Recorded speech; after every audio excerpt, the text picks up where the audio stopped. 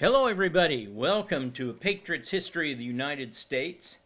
I'm Larry Schweikart. As always, I'm going to be just reading through our great New York Times #1 bestseller, A Patriot's History of the United States, doing extensive commentary and discussion, as I always do. In our previous 4 episodes, I have gone through the foreword and the introduction, and that included going through the 4 pillars of American exceptionalism. And again, because these are so important, I'm just going to repeat them real briefly. A Christian, mostly Protestant religious tradition, history of common law, private property, the written titles and deeds, and a free market economy. And then in the next 2 lessons, or rather the last 2 lessons that I did, I looked at Chapter 1, A City on a Hill, and we looked at the Age of Discovery, and some of the early voyages of the explorers, including Vasco da Gama, Ponce de Leon, and of course Christopher Columbus. And we ended last lesson with a discussion of Hernan Cortez and his defeat of the Aztec armies that outnumbered him 10-1. And this is a theme that I will keep coming back to certainly throughout the 19th century, and that is the superiority of Western militaries over native armies in all their forms, whether it's the Aztecs or whether it's the Plains Indians. It really doesn't matter. So we are, and of course I'm always using the 15th anniversary edition of A Patriot's History. It's fine if you have earlier editions. You'll miss most of the early editing that we did.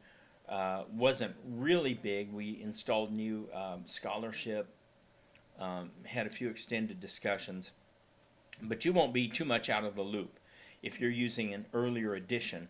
And it is only available in hardcover in the 2004 edition. I know a lot of people like hardcovers. It's not available in the newer editions. But what I'm saying is I'm going to give you page numbers, and these will correspond to the 15th anniversary edition. And one last side note, I am working diligently on an updated 20th anniversary edition that will not be published. I have added a whole bunch of new material to be inserted. And the way we're going to do this is you'll just read through it and it will say on page 162, insert this after this line. And you'll have to kind of do a little of the insertion yourself. But I will be adding a full new chapter on America post-2018. There's a lot of stuff there. And this will all be on the Wild World of History website, free. So just go there. And just kind of as a word from my sponsor, who is me, check out the Wild World of History. We have full courses in American and world history for high schoolers that include curriculum that has a teacher's guide, student guide, tests, me teaching all 22 units of American history corresponding with the 22 chapters of Patriot's History in video. And in the world history, we have 15 chapters. It's a year-long course. They're a bit longer. And 15 video lessons of me teaching world history in video. So check those out. And then finally, there is a VIP subscription. And I'll be honest, I haven't added a lot to this in the last year, but I'm adding a lot now. I think I finished out the Reagan series with 21 videos.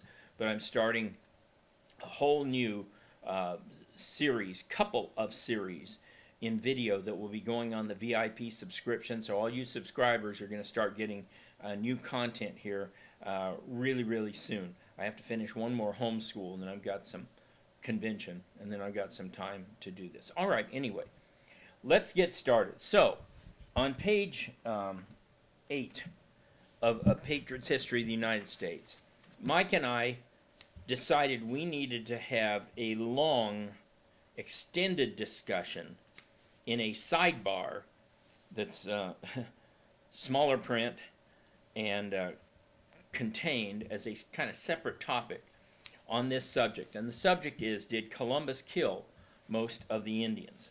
So let's just start in reading.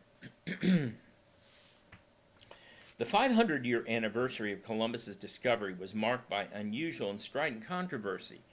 Rising to challenge the intrepid voyager's courage and vision, as well as the establishment of European civilization in the New World, was a crescendo of damnation which posited that the Genoese navigator was a mass murderer akin to Hitler. Even the establishment of European outposts was, according to the revisionist critique, a regrettable development. Although this division of interpretations no doubt confused and dampened many a Columbian festival in 1992, it also elicited a most intriguing scholarly debate. Did the esteemed admiral of the ocean sea kill almost all of the Indians? A number of recent scholarly studies have dispelled or at least substantially modified many of the numbers generated by the anti-Columbus groups, although other new research has actually increased them. Why the deep and sharp differences? Why the inconsistencies? One recent scholar, examining a major assessment of the numbers, points to at least 9 different measurement methods, including the time-worn favorite, guesstimates. It's important to note that first, the term genocide implies a deliberate effort to destroy natives. Neither the Spanish nor the Indians had a thorough understanding of how their diseases were transmitted. Second, no one dismisses the terrible consequences of the accidental transmission of deadly diseases that actually affected the North and Central American Indians. But far too often there are severe weaknesses in some of the, quote, Columbian Holocaust arguments. Let me just point out something right here.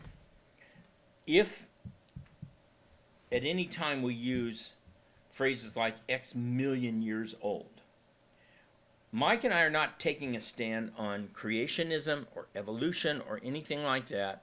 All we're doing is reflecting to you what the scholarly evidence says, and you can accept or reject the years. I'm not going to go there in a long discussion. I'm not a scientist.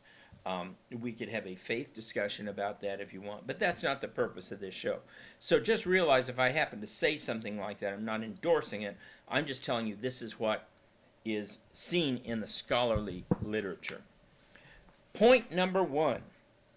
Pre-Columbian native population numbers are much smaller than critics have maintained, and therefore death ratios have been exaggerated. For example, one author claims, and I quote, approximately 56 million people died as a result of European exploration in the New World. Well, for that to have occurred, however, one must start with early estimates of the population of the Western Hemisphere at nearly 100 million, which is just absurd. Recent research suggests that the number is vastly inflated, and that the most reliable figure is nearer 53 million to start. I want to add that to start. And even that estimate falls with each new publication. Since we started doing this, every time a new estimate of the number of Native Americans, and by the way, I will interchange that term with Indians, because I was born in America, so I'm a Native American, all right? So every time you get a new estimate of the numbers of Native Americans or Indians here, it shrinks. Since 1976 alone, experts have lowered their estimates by 4 million. Some scholars have even seen those figures as wildly inflated, and several studies put the native population of North America alone within the range of 8.5 million at the highest, to a low estimate of 1.8 million. If the latter number is true, and by the way, some estimates of the Aztec nation alone are 1 million, so it would mean that most of the Indians living in all of North and Central America were probably contained in the Aztec nation. If the latter number is true, it means that, quote, the Holocaust or, quote, depopulation that occurred was 1/50th of the original estimates, or 800,000 Indians who died from disease and firearms.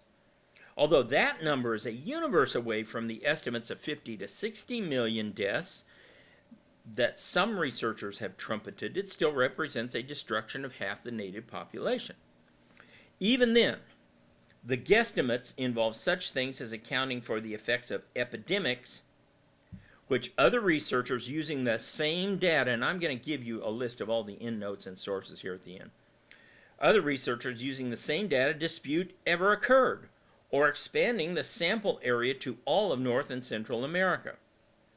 However, estimating the number of people alive in the region 500 years ago has proven difficult, and recently, several researchers have called into question most early estimates.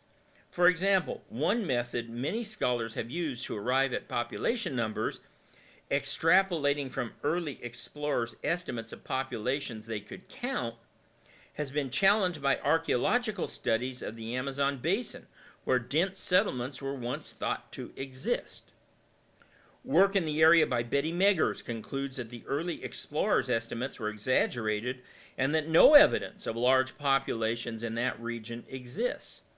In D. Cook's demographic research on the Inca in Peru showed that the population could have been as high as 15 million or as low as 4 million. That's kind of a wide range, right? Suggesting that the measurement mechanisms have a, quote, plus or minus reliability factor of 400%. Such minor exaggerations as the tendencies of some explorers to overestimate their opponents' numbers, which, when factored throughout the numerous villages, then into entire populations, has led to overestimates of millions. Now, just a word on this. It's pretty unreliable to rely on visual estimates of populations of anything. Many of you have seen a crowd. You go, boy, there must be 10,000 people here, and later they'll show that accounts show that it was 2,000 or 3,000 people. We see this a lot in modern debates about how many people attended an inauguration. And there are methods that the U.S. Park Service uses and that police services use based on people per square mile or square yard or whatever, and then they can extrapolate that to say, well, 1 million people showed up to this inauguration or 2 million showed up to that inauguration. This is why, just to make a sidestep jump here, you can't rely on oral history. I keep coming back to this. Oral history is weak history because people not only just out of common human error screw up routinely in estimating things, but they have biases, including the Native Americans. The Indians who fought Custer, for example, were of two different oral cultural traditions. One was to overestimate the number of enemy so that when you told the story, it looked like you were bigger and badder and braver and you defeated a larger number of people. All right.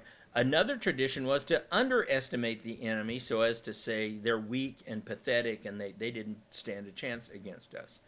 So this is especially true when you get to body counts, as we found out in Vietnam. How many Viet Cong were killed? Well, we don't know because A, they took some of their bodies with them, but B, we always, almost always, any culture tends to overestimate kills in combat.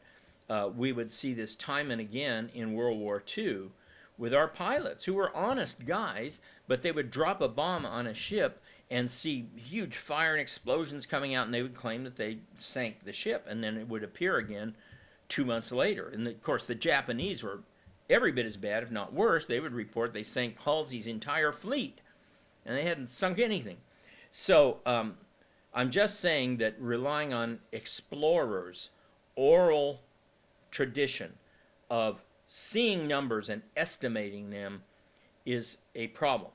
And so if you're saying, well, this explorer or this missionary saw 5,000 people in this village, and we know there were 10 villages, so there were at least 50,000 Indians there. Well, every village isn't the same. He probably didn't see 5,000, on and on and on. Okay, let's continue. We are now on page 9, down at the third paragraph.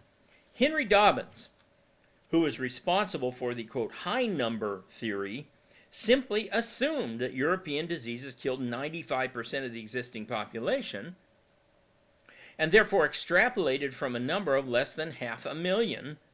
Then, fearing his estimate was still too low, multiplied yet again by 25 to arrive at 90 to 112 million. That's just absurd. It's just pathetic. Yet even while admitting, as one textbook does, that no subsequent scholar has ever made that claim of 112 million, the textbook's writers blithely go on with the 55 million killed, half of the 112 million. Virtually all of these numbers were pure guesses based on the guess of the size of Tenochtitlan by the Spanish themselves. Another way of estimating, though, which few scholars have used, was to examine food carrying capacity of the land, especially given such primitive tools, the total absence of the wheel for transport, and the lack of most animal domestication. The Aztecs did not have a lot of animal domestication. They weren't using massive teams of horses to pull things. They didn't have horses. They hadn't domesticated any other animal. The llamas were far too south to do that. So, what are you going to domesticate? Roadrunners? So they didn't have animals to pull food wagons or food carts, even if they had a wheel. Comparing pre-Columbian Indians to other Stone Age populations, again with my earlier caveat on dating, it is highly unlikely that even without any diseases, North and Central American Indian populations could have exceeded 20 million. Once diseases were accounted for, those numbers could easily have fallen by half or 2/3. Now, one comment on food estimates. The Aztecs were predominantly known for getting their taxes in the form of grain and maize and other food items that they stored in some giant warehouses from their Indian subjects or slaves. Okay, so now you've got to go into the surrounding areas and figure out what was the food carrying capacity of those areas. Were they dying to keep the Aztecs alive? Because if they were, you got to reduce the overall Indian population by every death, right? So there's all sorts of issues here just in trying to figure out how many Indians were alive in Aztec land alone, let alone all of North and South and Central America. Number 2 in the sidebar. Native populations had epidemics long before the Europeans arrived. A recent study of more than 12,500 skeletons from 65 sites found that native health was on a, quote, downward trajectory long before Columbus arrived. Let me read that again. Native health, based on 12,500 skeletons from 65 different sites, so this is a massive study, concluded that native health was on a downward trajectory long before Columbus arrived.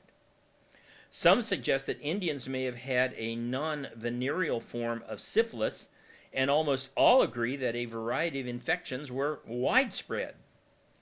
Tuberculosis existed in Central and North America long before the Spanish appeared, as did herpes, polio, tick-borne fevers, giardiasis, and amoebic dysentery. Any one of those things will kill you. One admittedly controversial study by Henry Dobbins in Current Anthropology in 1966, later fleshed out over the years into his book, argued that extensive epidemics swept North America before Europeans arrived. As one authority summed up the research, so this isn't Dobbins, this is somebody else assessing all the research, quote, though the old world was to contribute to its diseases, The New World certainly was not the Garden of Eden some have depicted. As one might expect, others challenged Dobbins and the, quote, early epidemic school, but the point remains that experts are divided. Many now discount the notion that huge epidemics swept through Central North America. Smallpox, in particular, did not seem to spread as a pandemic.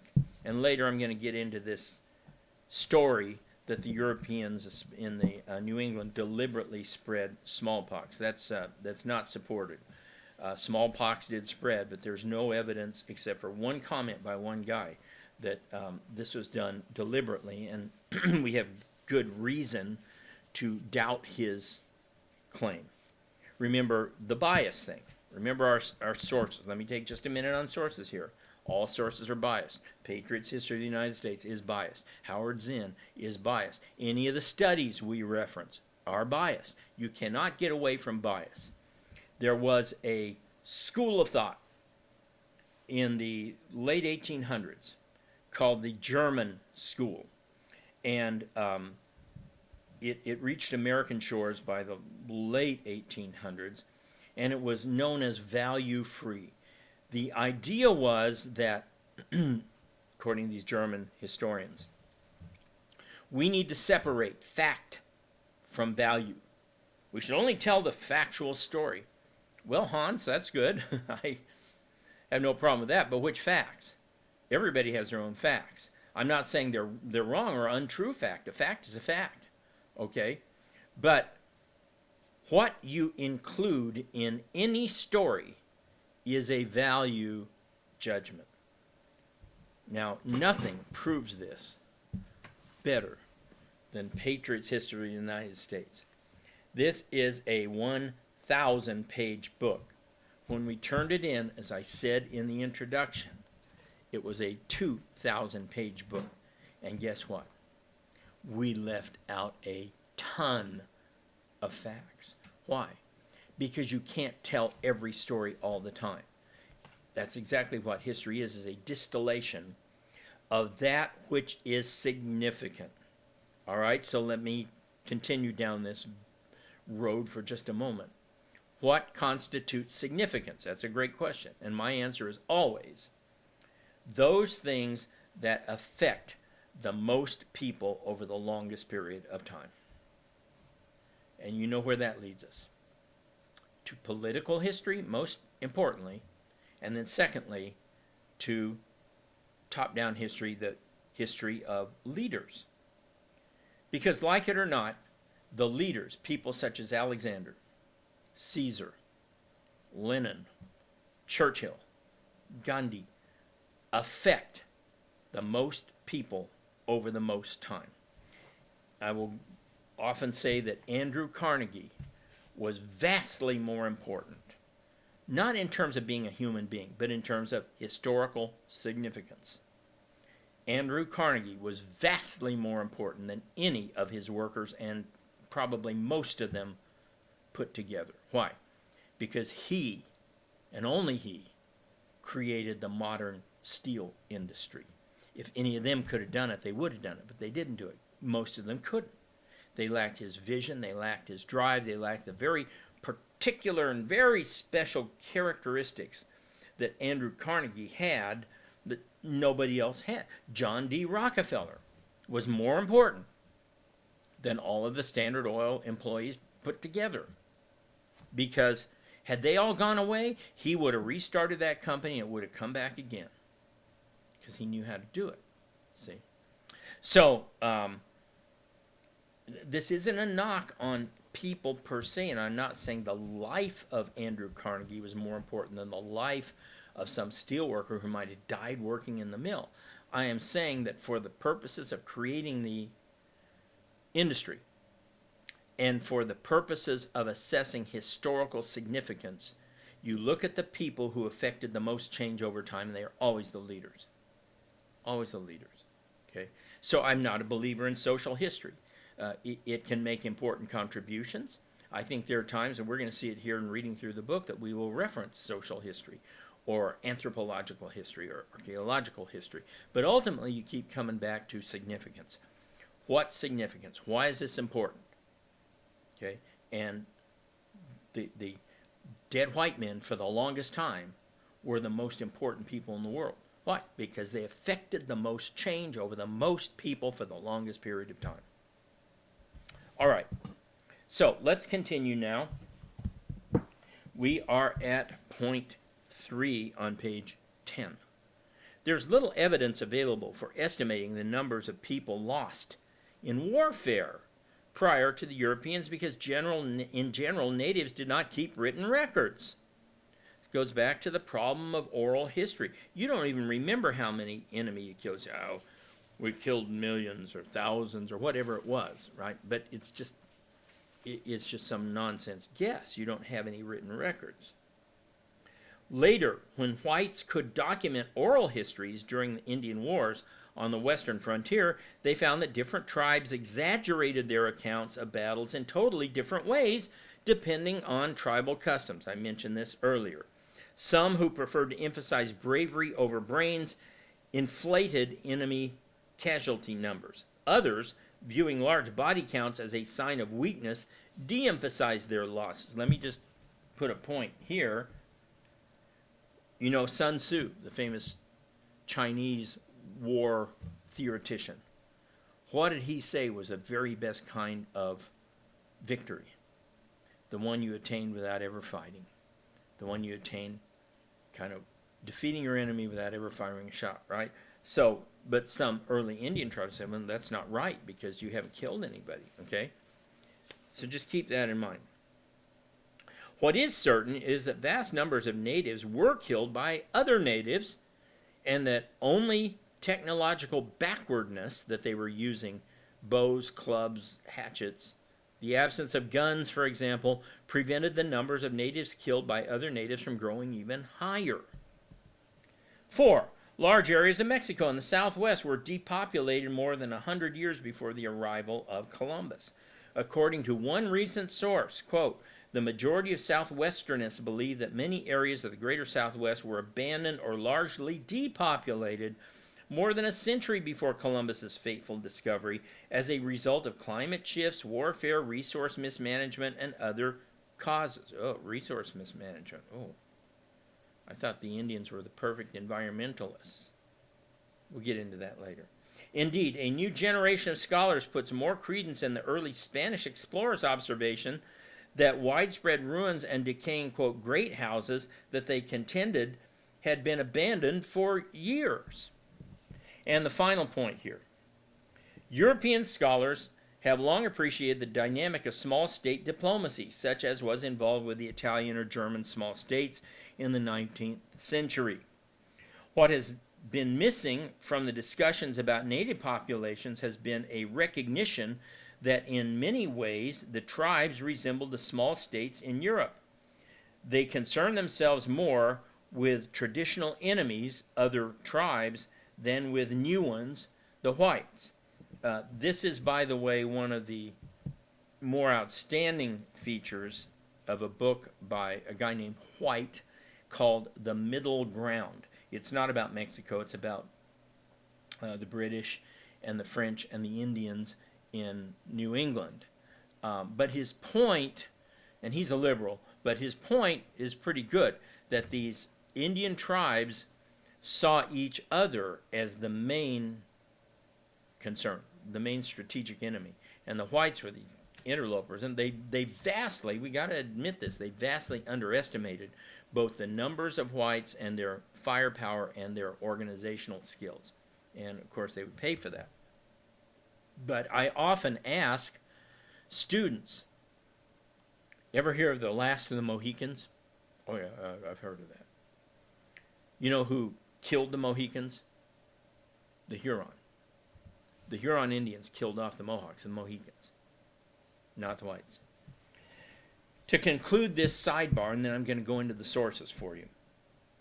Thus, a thorough study of Indian death rates reveals that while European colonization indeed caused the tragic death of great numbers of natives, the process was not genocidal, nor did it in any way correspond to the gross overestimates of mortality rates by leftist historians. And I guess since we wrote this, I would add one more thing. And it was no different than any place else on the face of the globe at that time. Whatever color you were, black, yellow, red, didn't matter, they all practiced the same thing. You either wiped out or enslaved your enemies, right? You didn't treat them with kid gloves.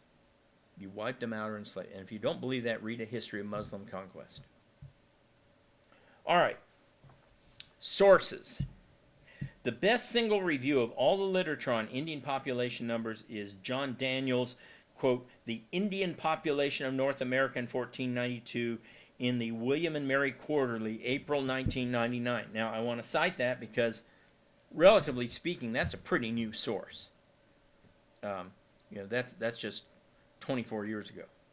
And that's still a pretty good source, pretty up to date. Among those who cite higher numbers are David Meltzer, How Columbus Sickened the World in the New Scientist. And by the way, New Scientist isn't exactly a scholarly journal. David Hennigy, quote, "Recent Work and Prospects in American Indian Contact Population in History Compass," whose review of the recent literature notes that there is, quote, "no evidence whatsoever for the high estimate hypothesis." Francis Black, Why Did They Die? In Science of 1992, a little older source. And Alfred Crosby Jr., this is a very popular book among leftists, Ecological Imperialism, The Biological Expansion of Europe 900 to 1900. Lower estimates come from the Smithsonian's Douglas Ubelaker, North American Indian Population Size AD 1500 to 1985, in the American Journal of Physical Anthropology from 1988, and you can get the full sources in the book. William McLeish, The Day Before America, which was a book from Houghton Mifflin that came out in 1994. Henry Dobbins, whom I've cited several times, American Historical Demography, 1976, calculated a number somewhat in the middle, or about 40 million.